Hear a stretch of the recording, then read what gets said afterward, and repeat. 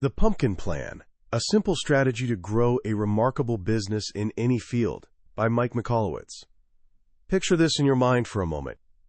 There's an old man slumped in a rusty lawn chair. He's put in 50 brutal years chasing a dream that always stayed one tantalizing step ahead. Now the race is finally over. He's worn down, drool trickling from the corner of his mouth, eyes clouded with quiet disappointment. A business mentor named Frank once painted this picture for a young entrepreneur struggling to keep his head above water. He called this guy that old man with only one nut left, hanging out of his shorts. Yeah, it's crude, but man is it powerful. Because this image captures the silent terror lurking in the hearts of so many people brave enough to build something of their own. The fear that after all the sacrifice, all those soccer games you missed, all those sleepless nights staring at the ceiling, you'll end up with nothing but regrets and a beat-up lawn chair. The young entrepreneur hearing this story was Mike Michalowicz, and at that moment he was sprinting straight toward that miserable future. He owned a computer technology company that looked successful on paper, pulling in close to $1 million annually. But in reality? In his own words, it was total bullshit. His costs were sky high, his stress was through the roof, and his receptionist was taking home more money than he was. He'd become a slave to his own business, stuck in an endless hamster wheel of sell it, do it, sell it, do it, working himself to the bone but getting absolutely nowhere. He was on the express train to becoming that one-nut drool factory. What you're about to discover is how a half-ton pumpkin literally saved his life. This is the story of a ridiculously simple strategy that most entrepreneurs completely overlook. By the time we're done here, you'll understand the secret formula that allows giant pumpkin farmers to grow 1,000-pound monsters, and how that exact same formula can help you build a remarkable, wildly profitable business that practically runs itself. This isn't about grinding harder, it's about working smarter. It's about learning to ruthlessly eliminate the parts of your business dragging you down, so you can nurture the parts with the potential to become legendary. This is the Pumpkin Plan. Every great journey starts with a dream, and for most entrepreneurs, that dream is massive. You see yourself as a millionaire, running a wildly successful company, living a life of freedom and impact. It's that big, vivid vision that yanks you off the couch and pushes you to do something extraordinary. That's exactly how Mike Michalowicz felt when he launched his first company, Olmec. He was young, hungry, and fueled by that classic entrepreneurial cocktail of frustration and hope. He was sick of working for a jerk of a boss, convinced he could do it better himself.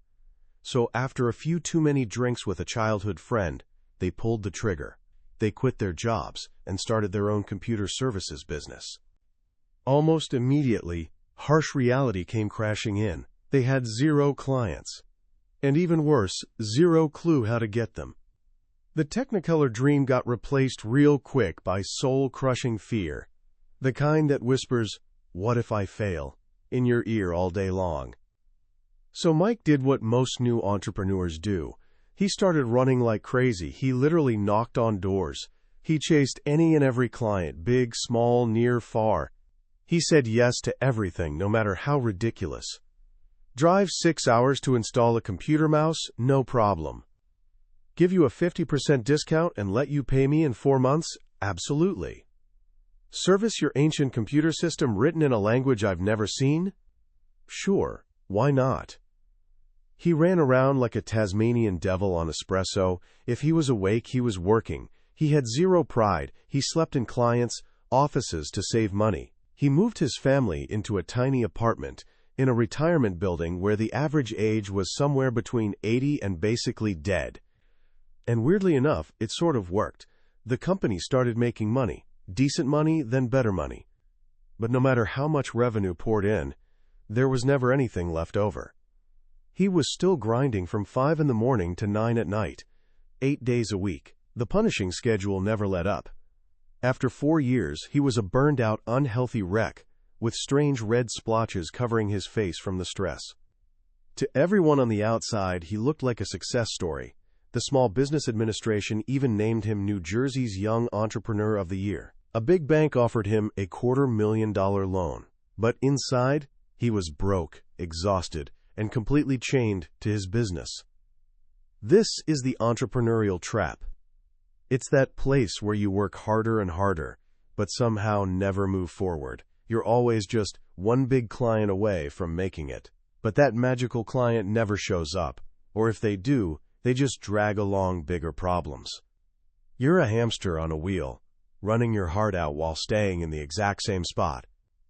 It was in this desperate state that Mike finally really listened to his mentor, Frank, the guy who warned him about the one-nut man.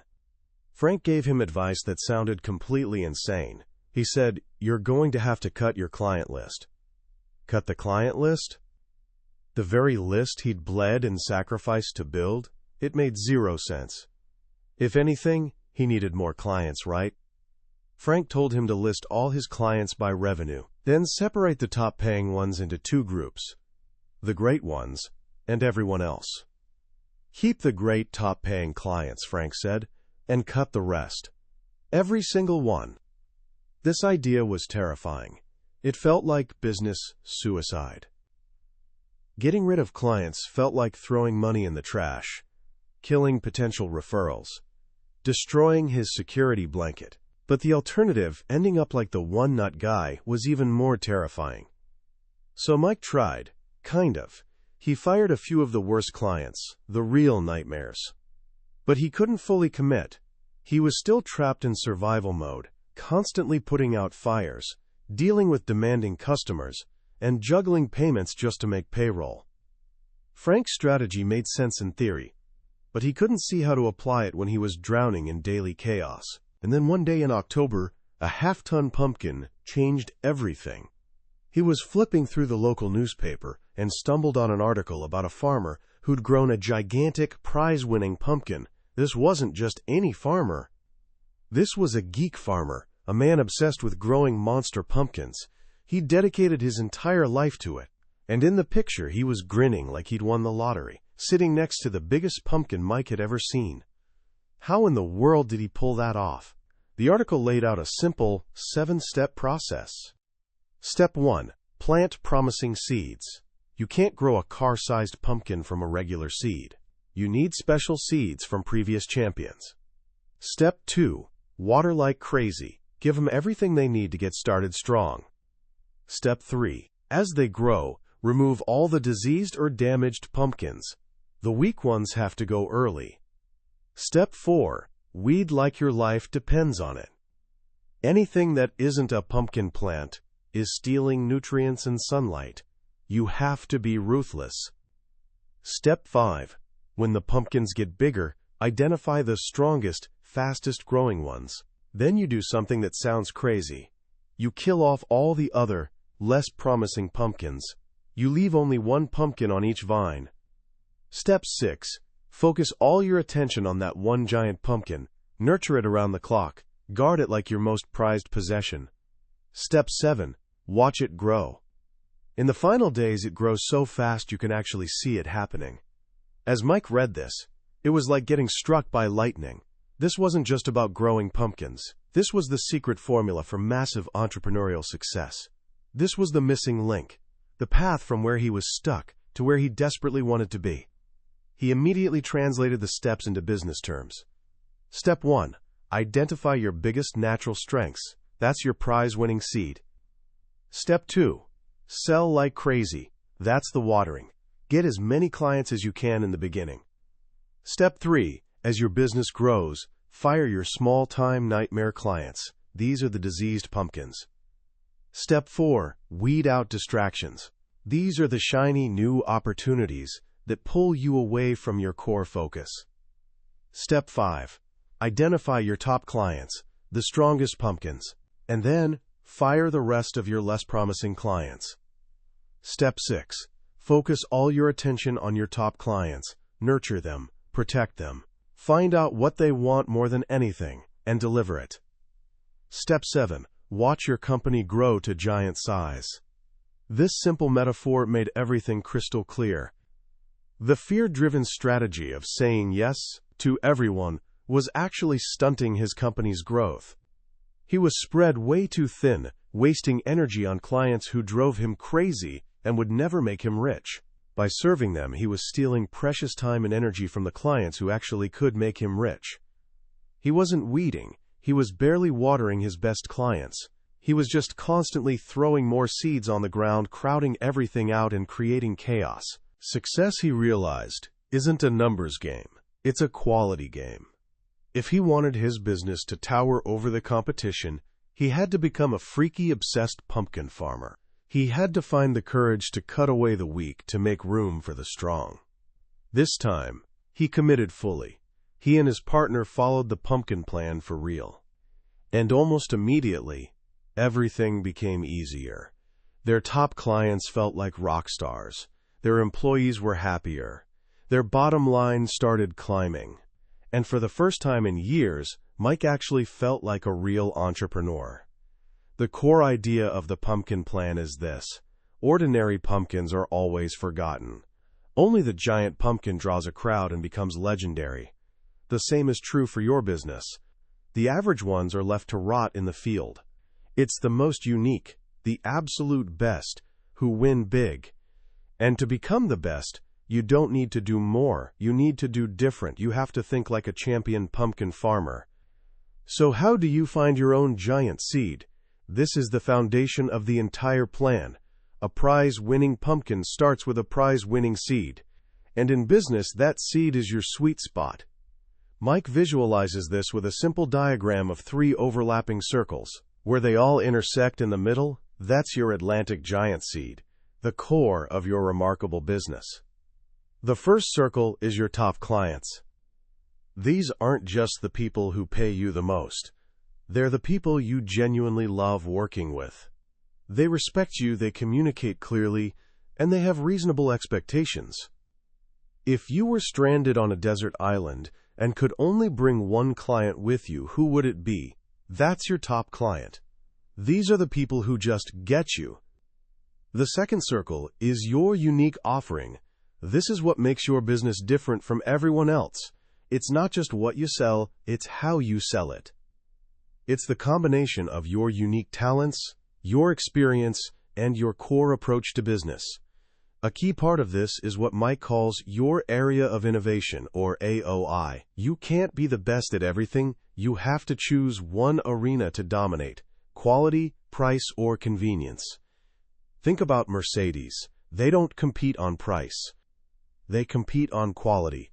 Think about Walmart. They don't compete on quality, they compete on price. And think about McDonald's. They're not the cheapest food, and they're definitely not the highest quality. They compete on convenience. You have to pick your game. Your unique offering is the blend of your chosen AOI and your personal strengths, the things you do effortlessly and actually enjoy doing.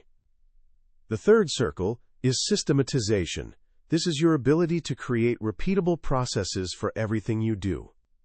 A real entrepreneur, as Frank said, is someone who builds systems that allow other people to do the work. If your business depends on you doing everything, you can never scale it. You'll be forever trapped.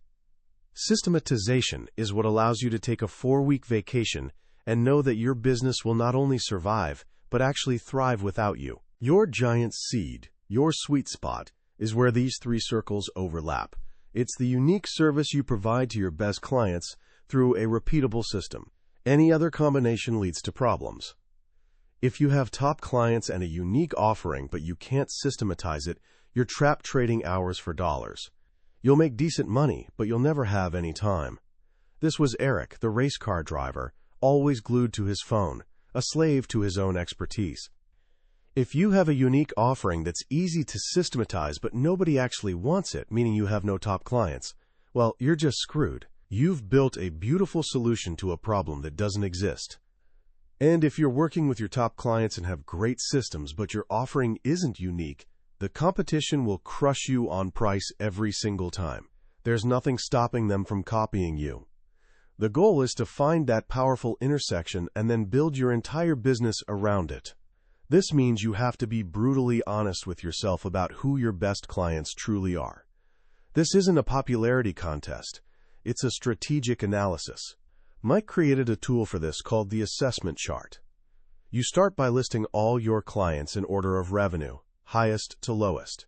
But revenue is just the starting point. Next, you create columns for critical qualifiers. Do they pay on time? Do they give you repeat business? Do they have potential for future growth? Do they communicate well? And here's a crucial one. When you make a mistake, do they let you fix it and forgive you? Or do they hold it over your head forever? You grade each client on these factors. But there's another layer, a deeper one.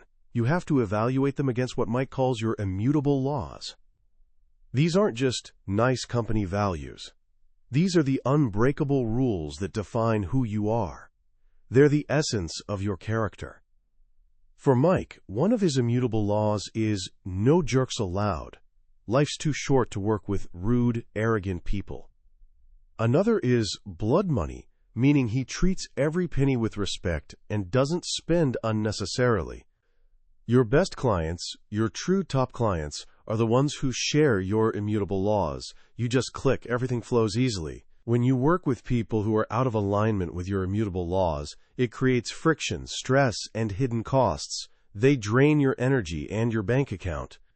The assessment chart forces you to see the uncomfortable truth. The clients bringing in the most money aren't always your best clients.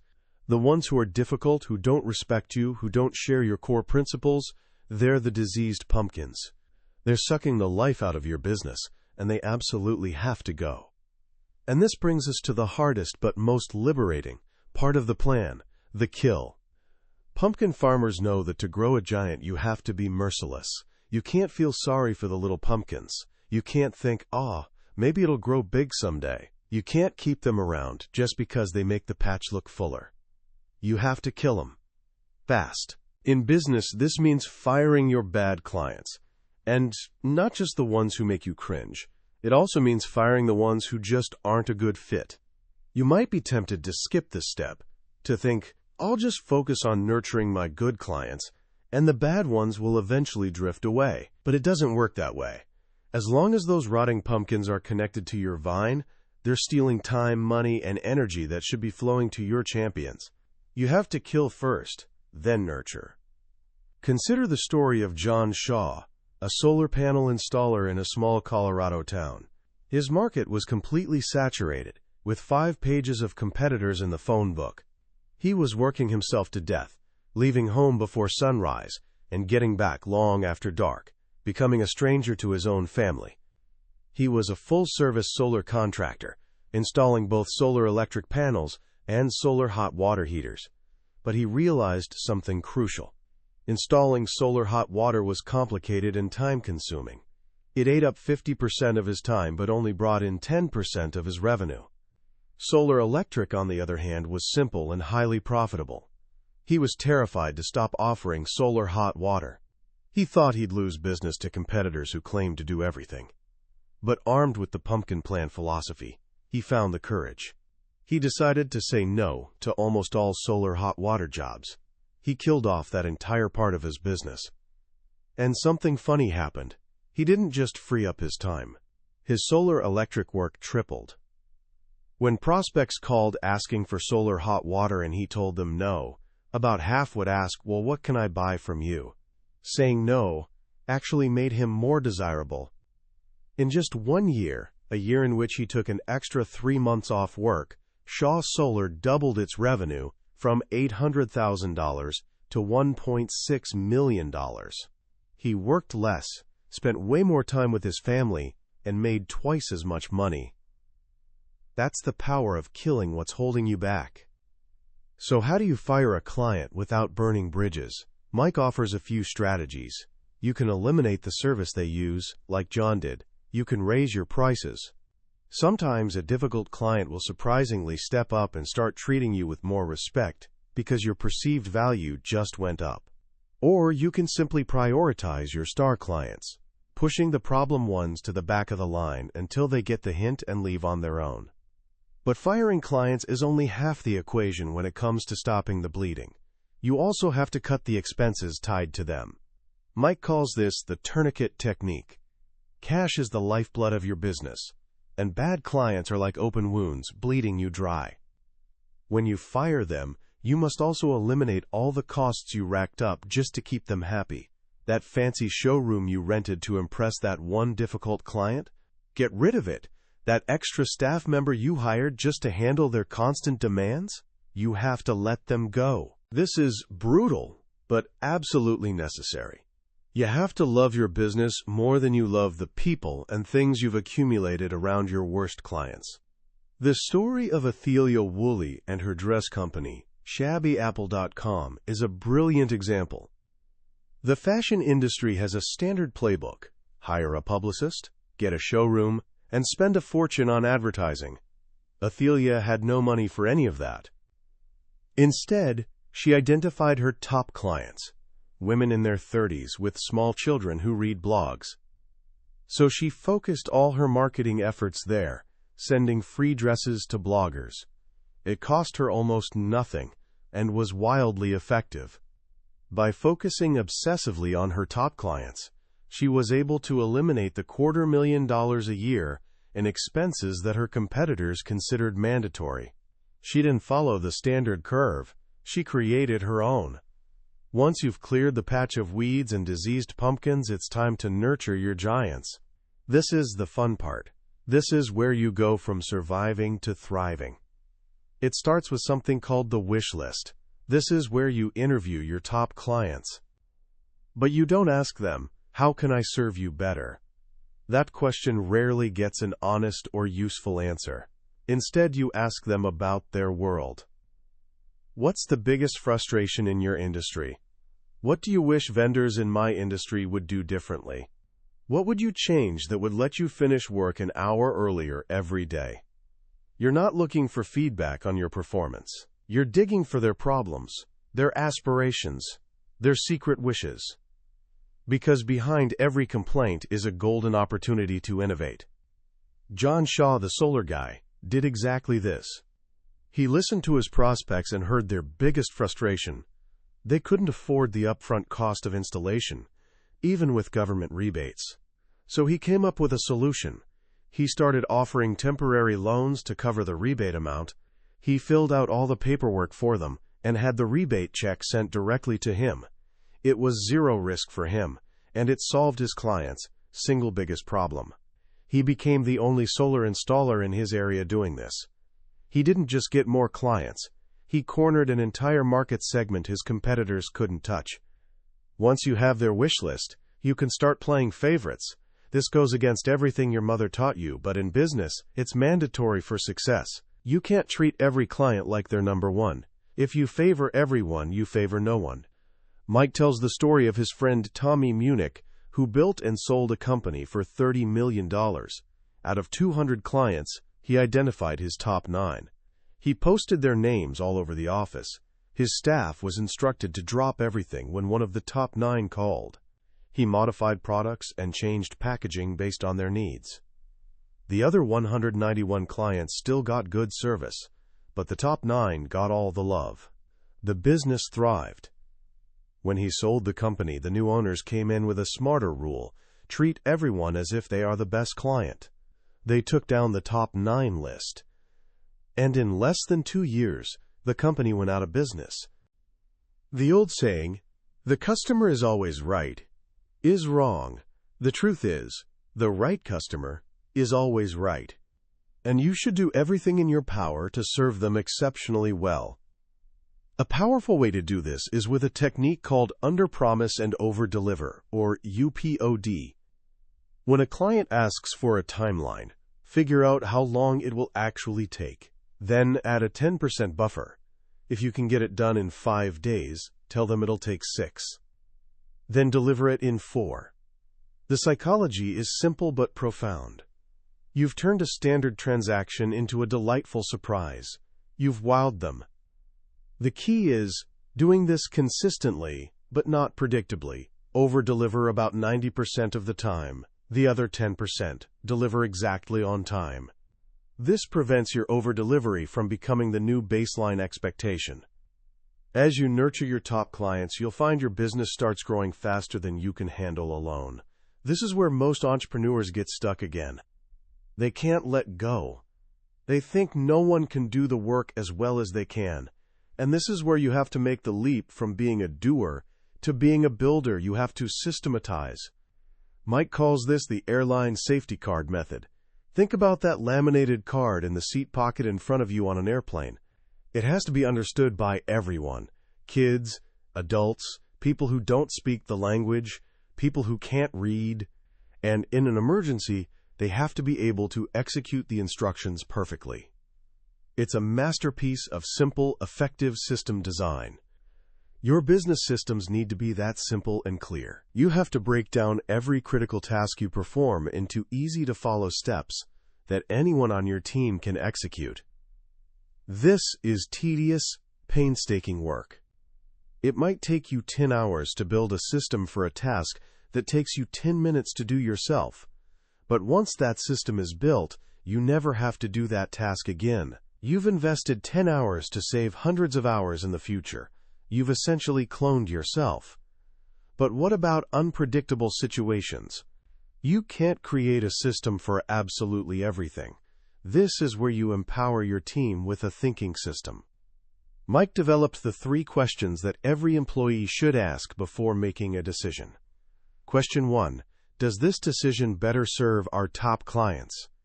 Question 2. Does this decision improve or maintain our area of innovation? Question 3. Does this decision grow or maintain our profitability? The answer must be a definite yes to all 3, in that exact order. If not, the answer is no. This simple framework allows your team to think like you, to make smart decisions without you, and to always keep the business moving in the right direction. When you combine a maniacal focus on top clients with ruthless weeding and powerful systems, something magical happens. You don't just get more clients. You start attracting a very specific type of client. This is where you can use a strategy Mike calls tapping the vendor well. The logic is beautifully simple. Your best clients, the ones who get you, also have relationships with other vendors they love. And those vendors probably have other top clients who are a lot like yours. You already have something powerful in common, a mutual, happy client. Mike did this with his company, Olmec. He went to his favorite hedge fund client, Larry, and asked an unusual question. Besides me, which vendors are critical to your business and that you really like? He wasn't asking for a client referral, he was asking for a vendor referral. He explained that he wanted to connect with these other vendors to make sure his work was supporting theirs, to better serve Larry.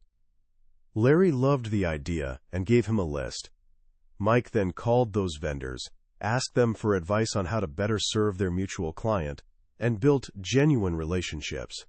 He wasn't selling, he was helping. And because he was so helpful, these vendors started referring their other top clients to him. He didn't have to chase new business anymore. He'd created a referral engine that brought a steady stream of perfect pre-qualified clients to his door. In 18 months, he landed 75 new top clients this way. This is what it means to move in concentric circles. You stop trying to be everything to everyone everywhere. You focus on a tight niche. You show up where your top clients hang out. You become part of their world, and you build an ecosystem of trust. When all these pieces come together, the right seed, the ruthless weeding, the obsessive nurturing, and the powerful systems, you achieve the ultimate goal. You kill the curve. Most businesses compete on a bell curve. They see a trend and they jump in, trying to be a little better, a little cheaper, a little faster than the next guy. They're all just building a slightly improved VCR. But a true pumpkin planter doesn't play that game. They create something so different, so radical, that it makes the old curve obsolete. They create an entirely new game. Think of Netflix. They didn't try to build a better video store than Blockbuster. They did the exact opposite. No store, no per-movie fees, no late fees. They killed Blockbuster's curve by creating a completely new one.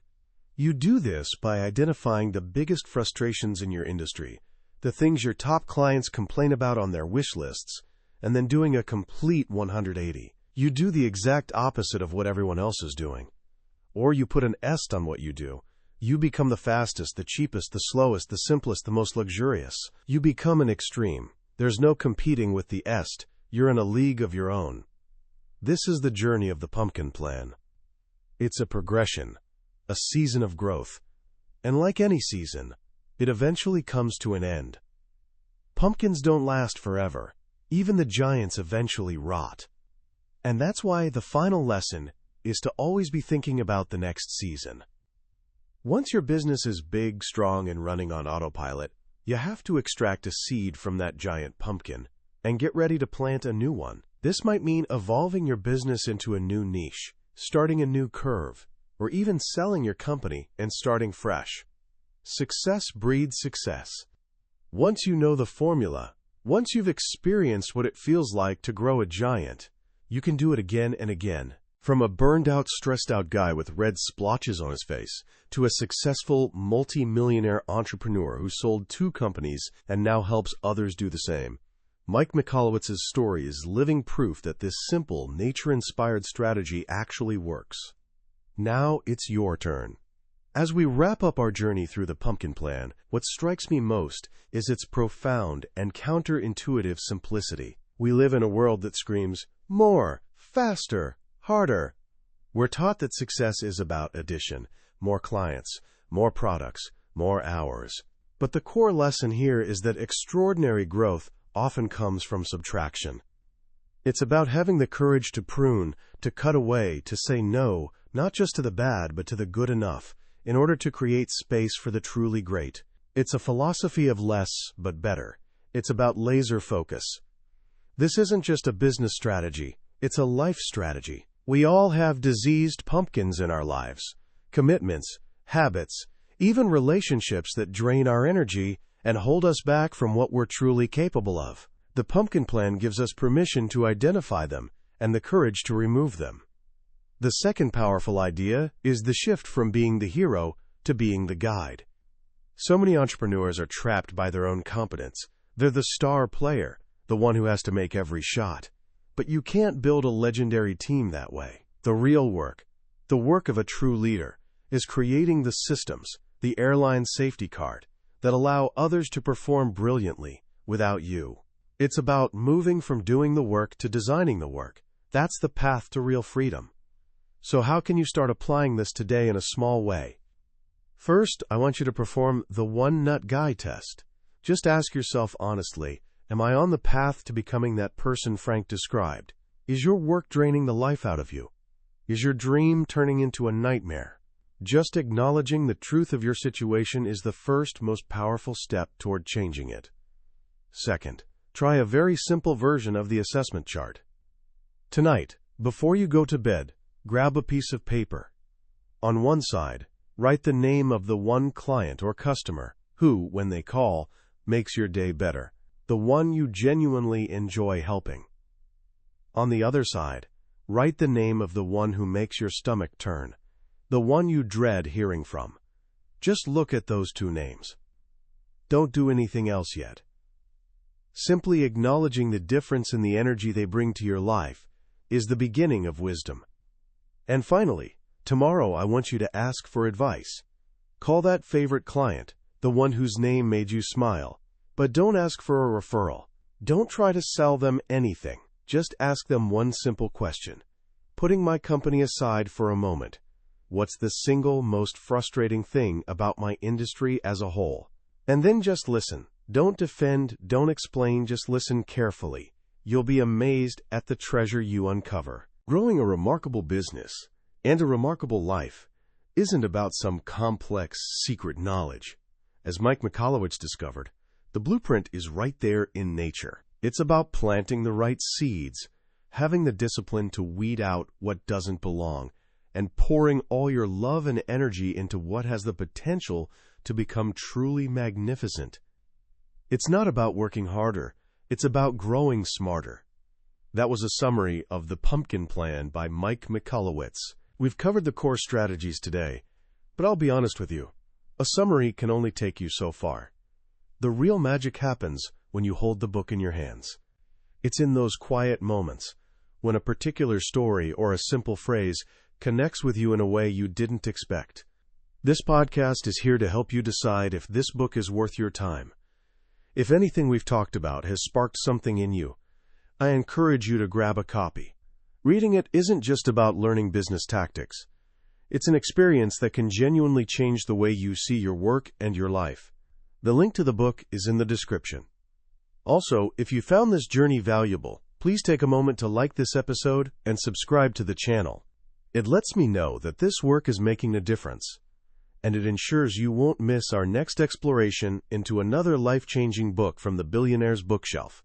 Let's keep growing together.